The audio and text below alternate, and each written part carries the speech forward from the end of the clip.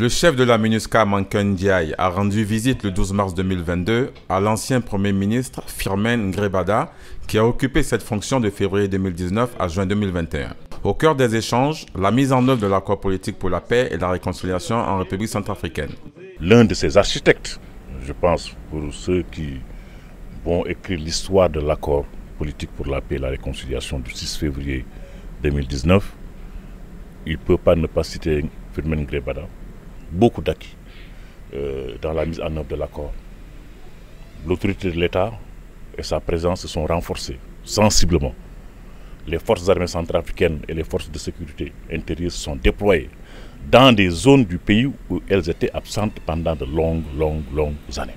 De nombreuses réalisations ont été évoquées, notamment la mise en œuvre du plan intégré de sécurisation des élections signé le 2 octobre 2020 afin de garantir le bon processus des élections législatives et présidentielle 2020-2021. Un succès issu de cette bonne collaboration que l'ancien Premier ministre a tenu à rappeler. On a eu tout l'appui logistique nécessaire pour que ces élections puissent se tenir dans les conditions que vous connaissez. Au moment où il quitte le pays, je tiens à lui rendre, sous l'autorité de Monsieur le Président de la République, un hommage particulier pour tout le travail qu'il a fait pour la République centrafricaine et pour son peuple. Nous garderons en mémoire la qualité de sa collaboration, tout l'appui que la MINUSCA nous a apporté grâce à son implication personnelle. Cette tournée de revoir a été aussi l'occasion de rencontrer Henri-Marie Dondra, Premier ministre de juin 2021 à février 2022.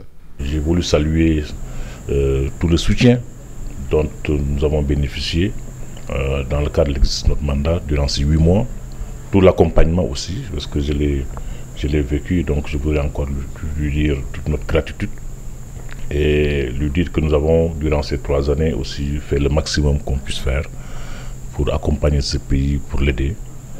Et les résultats sont là aussi, même si les défis restent immenses, mais la MINUSCA continuera à exercer son mandat. Le chef de la MINUSCA poursuivra ses visites auprès des autorités nationales jusqu'à son départ, prévu dans les prochains jours.